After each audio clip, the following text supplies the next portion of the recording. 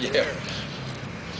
In full view of the public, let the record be made. Let all hear the facts, and the facts are these. The Constitution of the United States has been violated over many administrations across all branches of government and by political parties.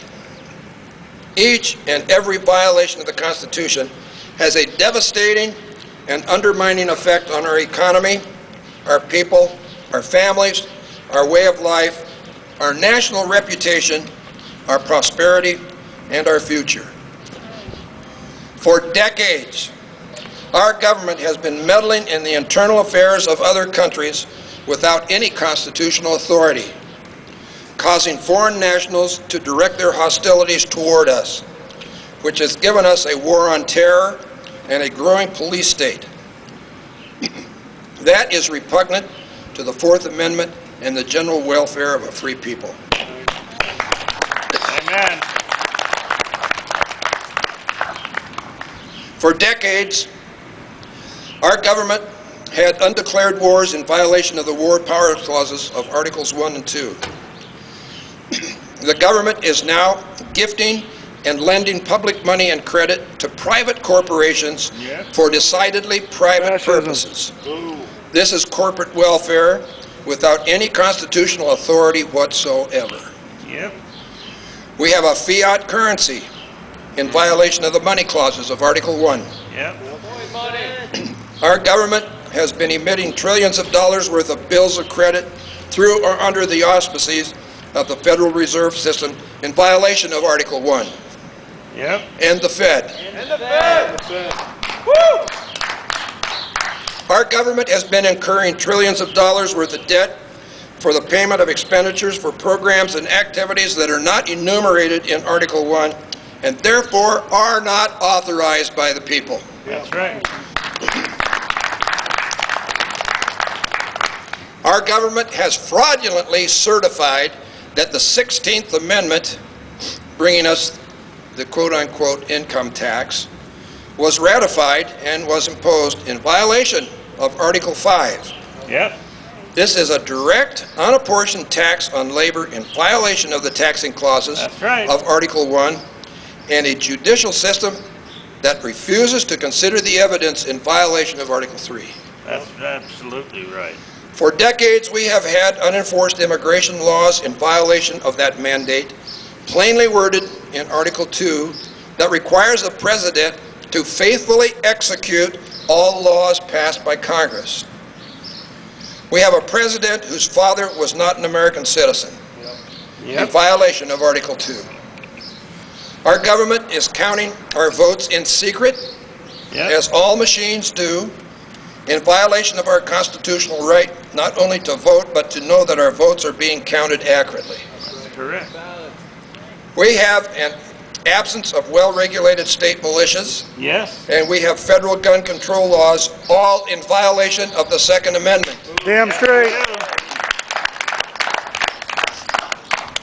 For decades, in violation of the sovereignty clauses of the Declaration of Independence, the United States has been entering into treaties, contracts, and relationships with foreign entities and giving authority to international bodies, dissipating, destroying, and undermining America's sovereignty. Yes, they have. Our government is taking private land for private purposes in violation of the Fifth Amendment. Oh, let's get our land back. We have a government about to become a provider of health care and about to order the people to purchase a product. And the mandate. Powers that are not enumerated in Article 1 and are therefore not authorized. That's right. We have money bills originating in the Senate in violation of Article 1. Yes. We have a Senate that is using supermajority vote to decide whether to enact a law without an amendment to the Constitution, all in violation of Article 1, Sections 3 and 5, and Article 5. That's absolutely right. These violations have challenged the constitutional republic of the United States and her people at its core. And we're fed up. It's time to take action. Yeah, it is.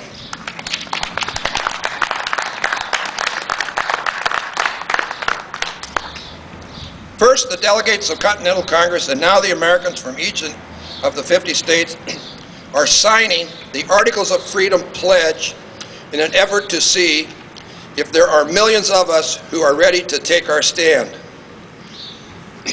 The pledge signifies the belief that, 1, for decades and over many administrations, both political parties have been violating the Constitution and the states have acquiesced. And that 2, the Articles of Freedom should be served on key elected officials in the federal government and all 50 state governments. And that 3, the federal and state officials should comply with the remedial instructions designed to put an end to the violations and restore constitutional governance.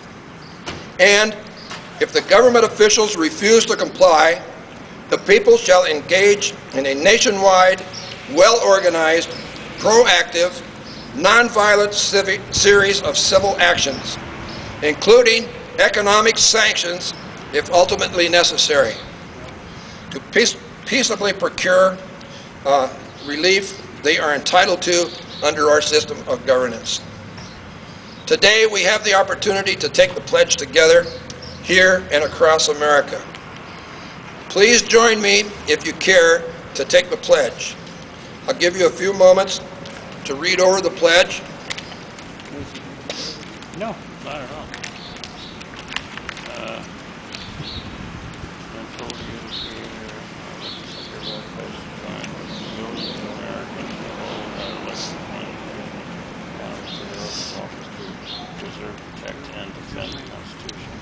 Okay, if you care to, please take the pledge with me now.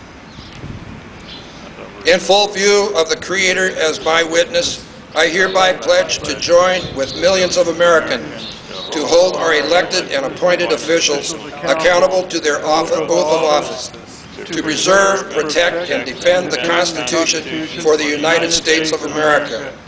In seeking to hold them accountable, I shall hold myself accountable to do the same. I renounce and condemn any and all initiation of violent force and will pursue all lawful and constitutional means to fulfill my duty. I speak these words as an eternal record of the will of the people to be free.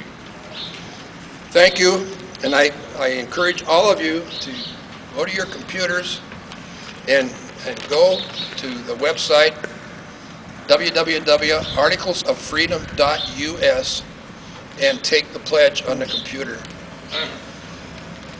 This effort will not really do much until we get millions of people signing the pledge to the Articles of Freedom. The articles are long. It may take you a while to read them. They're necessarily long because the violations are extreme. 68 pages if you count the little dotted I's. Yeah. But it's worth it. How many of you have read the Articles of Freedom? Wonderful. That's great. Do you agree with me that this was truly a good work of Continental Congress 2009? Yes, it was. We worked hard. Sometimes we went late into the nights and started early in the mornings with our various meetings and various committees. So it was a difficult task. We didn't all agree. We had very strong arguments on many occasions. Pretty much the same as the Second Continental Congress that drafted our Constitution. But we think that these articles are historic. We hope that America will get behind these articles and we can get our Constitution back through them.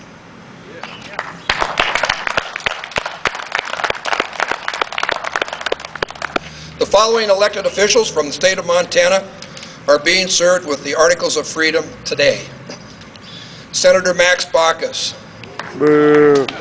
Senator John Tester. Boo. Representative Dennis Freeberg. He got his in February. I gave it to him myself. Well, he's going to get officially served in his office in Helena today. And I wrote a letter to his secretary in D.C., an email, and I told them to be the first congressional representatives that come and talk to them down there. Thank you, Anthony. I appreciate that.